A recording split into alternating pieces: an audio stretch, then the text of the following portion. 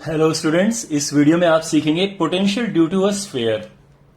Sphere जो है अलग अलग टाइप के होते हैं, आप जानते हैं। तो हम हर एक टाइप के स्फीयर से पोटेंशियल निकालना इसमें करेंगे। जो स्फीयर है वो या तो होगा सॉलिड या होगा हॉलो। अब इन दोनों में भी दो दो टाइप हैं।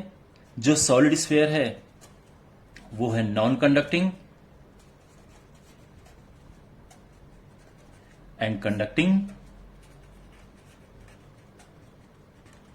और इसी तरह जो हॉलो है वो भी सेम है। This is also conducting and non conducting. ये तो आप समझ गए होंगे। इसमें से माय डियर जब हम इसको डिराइव करेंगे तो इन तीनों का जो आंसर है वो तो सेम आएगा, ये अलग हो जाएगा। इसका अलग डेरिवेशन है और इनका अलग डेरिवेशन है। उसका रीजन क्या है? देखो, जिस तरह से इलेक्ट्रिक फील्ड वेरी करेगा उसी तरह से पोटेंशियल भी वेरी करता है। इलेक्ट्रिक फील्ड का सीन ये है कि इन तीनों के लिए इलेक्ट्रिक फील्ड के फॉर्मूले सेम होते हैं, बिल्कुल सेम होते हैं। यानी अगर आपको इसका इलेक्ट्रिक फील्ड निकालना है गॉस थ्योरम से, आप चाहे इसका निकालो चाहे इसका निकालो, सब सेम होता है। इसका डिफरेंट होता है। Same goes with potential. इन तीनों का जो पोटेंशियल, इन तीनों की वजह से जो पोटेंशियल आएगा वो एक जैसा आएगा और इसका अलग आएगा। तो सबसे पहले करते हैं ऑफ कोर्स इसकी वजह से, तो इसको मैं एक काम करता हूं, इसको मैं ले लेता हूं। ये 1 हो गया और ये 2 हो गया, ठीक है। सबसे पहले लेते हैं केस 1, और इसमें हमारे पास केस 1 में कौन से हैं? जिनका चार्ज पूरा सरफेस पे है। तो ये चार्ज यहां पे इनका सरफेस पे है और हमें इलेक्ट्रिक फील्ड, हमें इसमें पोटेंशियल फाइंड करना है। पहली बात तो ये है, देखो हमें पोटेंशियल कहां फाइंड करना है? Inside, on the surface and outside. 3 point है, ठीक है। ये ए हो गया, ये पॉइंट बी है और ये पॉइंट सी है आउटसाइड। सबसे पहली बात, अगर हम बात करें इनसाइड की, inside since there is no electric field, no electric field, इस वजह से क्या होगा?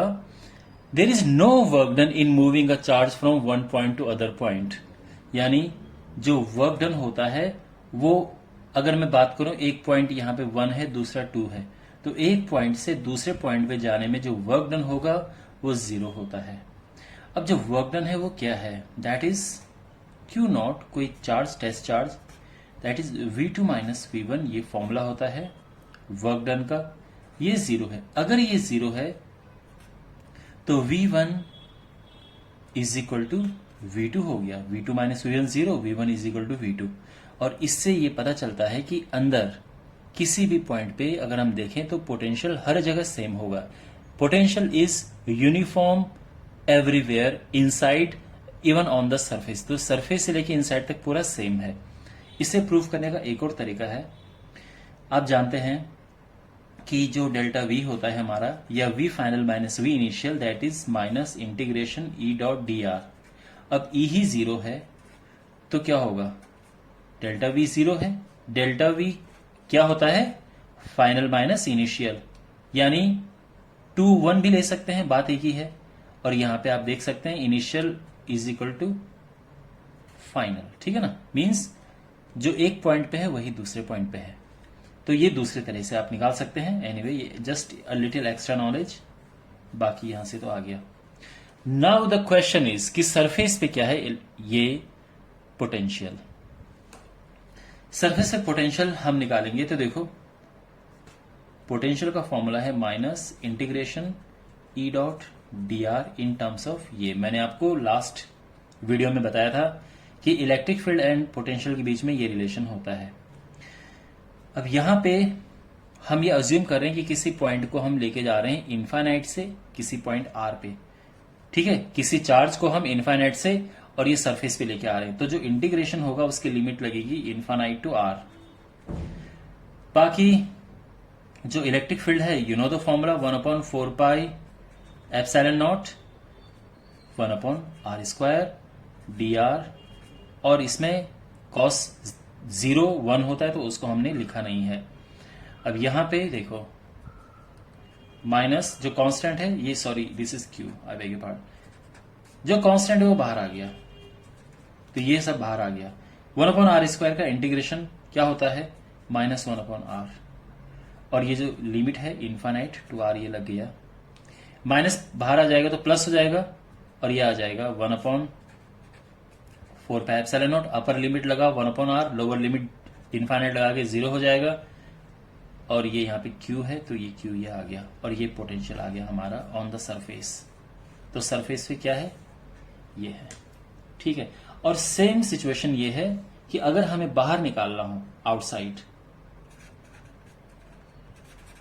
उस केस में जो V है that is integration E dot D are, यहां पे लिमिट इनफाइनाइट टू R रख दो, क्योंकि हमने R डिस्टेंस पे निकालना है यहां से यहां, तो पॉइंट ये समझो कि हम इनफाइनाइट से उसको यहां पे लेके आ रहे हैं, तो ये हो जाएगा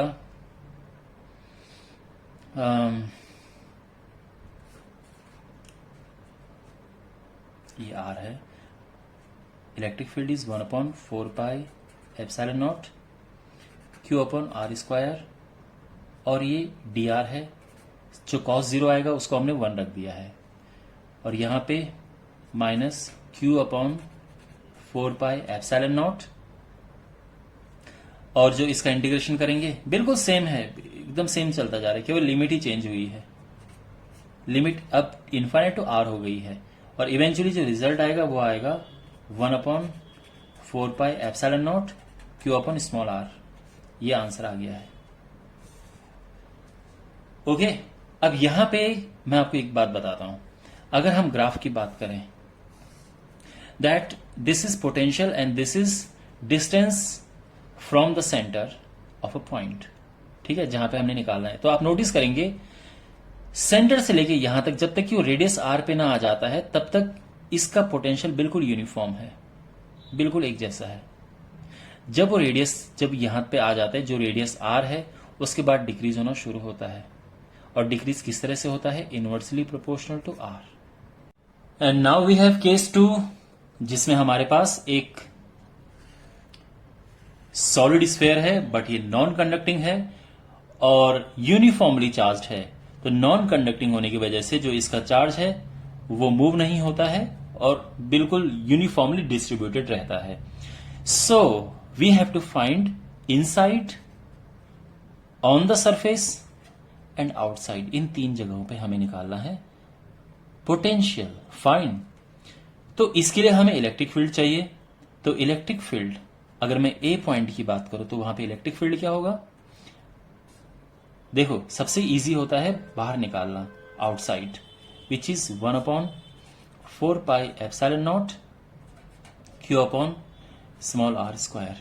जब बात करते हैं सरफेस पे तो होता है 1/4πε0, I am talking about on the surface, okay, ये सरफेस है, ये आउटसाइड है और ये इनसाइड है। तो यहां पे जो फॉर्मूला है दैट इज सॉरी Q/r², ये कैपिटल R रेडियस आ जाता है यहां पे, और यहां पे चार्ज है अपॉन R क्यूब, और यहां पे आता है R। और अगर आपको वेक्टर फॉर्म लिखना है तो हम यहां पे R वेक्टर लगा सकते हैं, यहां पे R कैप लगा सकते हैं, या बेस्ट है सब जगह पे R कैप लगा दो, जिससे कि ये एक वेक्टर की फॉर्म में दिखे। अदरवाइज ये वैल्यूज होती हैं हमारी इलेक्ट्रिक फील्ड की। इलेक्ट्रिक फील्ड हमें चाहिए इनकी हेल्प से, बिकॉज यू नो हम कौन सा फॉर्मूला यूज कर रहे हैं, तो बिल्कुल इसकी जरूरत पड़ेगी हमें निकालने के लिए। सबसे पहले बात करते हैं outside, when R is greater than ये, तो यहां पे क्या होगा, बाहर की बात करते हैं, ठीक है। Potential is equal to minus, हम क्या करेंगे, इनफाइनाइट से किसी पॉइंट को यहां पे लेके आएंगे, ठीक है, इनफाइनाइट से R पे लेके आ रहे हैं, और अभी कुछ टाइम पहले हमने सेम डेरिवेशन किया था, तो बिल्कुल सिमिलर है, E डॉट डी आर। तो यहां पे जो E है वो हम रखेंगे आउटसाइड वाला, and that is 1/4 4 pi epsilon naught Q upon R square D R, and जो कॉस थीटा है वो कॉस 0 हो जाएगा बिकॉज एक ही डायरेक्शन में है, एक ही लाइन में, तो वो 1 हो गया, तो उसको हमने हटा दिया और यहां पे इसे इंटीग्रेट करना है, तो क्या होगा, माइनस कांस्टेंट वाला सब बाहर ले लो और यहां पे 1 अपॉन आर स्क्वायर का इंटीग्रेशन होता है माइनस 1 अपॉन आर। ठीक है, 1 अपॉन आर स्क्वायर का इंटीग्रेशन यानी आर माइनस 2, और ये इंटीग्रेशन होगा तो क्या होगा, minus 2 plus 1 upon minus 2 plus 1, eventually ये आर माइनस 1 अपॉन माइनस 1 और ये माइनस 1 अपॉन आर आ जाता है, तो 1 अपॉन आर स्क्वायर का integration minus 1 upon R. Limit यहां से और यहां पे जा रहा है, जब आप ये लिमिट पुट करेंगे, देखो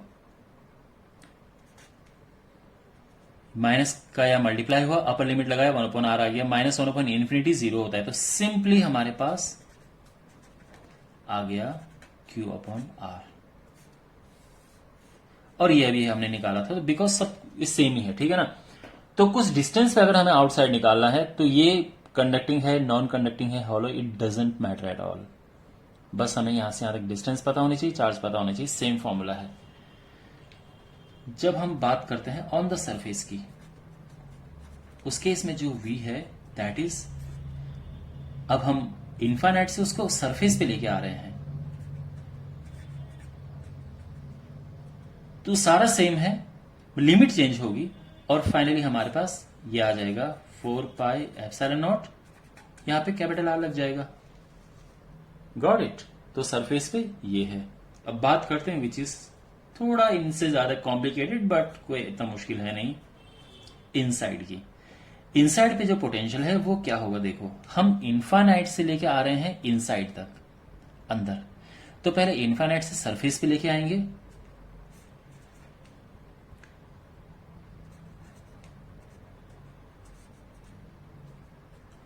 और उसके बाद प्लस सरफेस से आर पे लेके आ रहे हैं, सिंपल। हम इन्फानाइट से इस पे लेके आए और बाद में आर से इस पे लेके आ रहे हैं। अच्छा, ये क्या है, व्हाट इज दिस, ये बिल्कुल यही है, तो यहां पे आप सिंपली लिख सकते हैं 1 upon 4 pi epsilon naught Q upon are,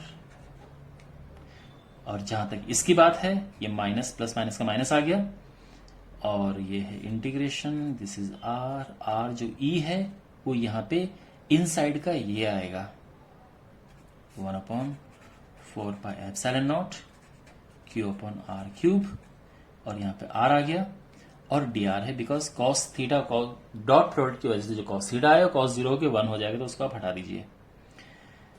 यहां पे 1 upon 4 pi epsilon naught Q upon R, ठीक है, Q upon 4 pi epsilon naught upon ये आर क्यूब बाहर आ गया, ठीक है, और अंदर बचा क्या हमारे पास, इंटीग्रेट करने को बस आर डी आर, और ये जो लिमिट है आर से यहां तक ये है। Is it fine? अब हमने इसे इंटीग्रेट करना है,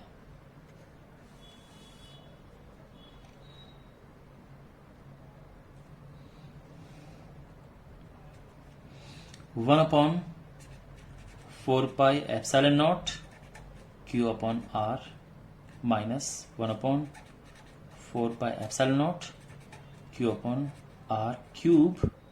जब हम आर का इंटीग्रेशन करेंगे तो वो हो जाएगा आर स्क्वायर अपॉन 2, और लिमिट लग जाएगी आर टू आर। यहां सब ठीक है। अच्छा, कॉमन क्या आ रहा है, कॉमन ले लेते हैं। This is like Q common है, 4 पाई एप्सिलॉन नॉट कॉमन है, आर भी कॉमन है, अंदर बचा यहां से 1 माइनस यहां से बचा 1 अपॉन आर स्क्वायर, और यहां जो है क्या है, अपर लिमिट लगाएंगे तो आर स्क्वायर माइनस 2, और लोअर लिमिट लगाएंगे तो आर स्क्वायर माइनस 2। अभी तक सब समझ आ गया सारा स्टोरी। एंड जो फाइनल है वो मैं थोड़ा सा स्पेस की कमी होने की वजह से मैं यहां पे लिखता हूं Q upon 4 pi epsilon naught 1 upon R, ये हो गया 1 minus R square upon 2 R square, minus minus का हुआ प्लस, जब इसका अंदर मल्टीप्लाई होगा तो आर स्क्वायर से आर स्क्वायर कट के 1 अपॉन 2 आ जाएगा, और ये हो जाएगा Q upon 4 pi epsilon naught into 1 upon R, और ये हो जाएगा 3/2 minus R square upon 2r square. ये हमारा फाइनल आंसर है, ठीक है ना। तो v inside is 1 upon 4 pi epsilon naught Q upon r 3/2 minus R square upon 2r square. Alright, so I hope आपको वीडियो पसंद आया होगा। Subscribe to the channel and I will see in the next video. Take care.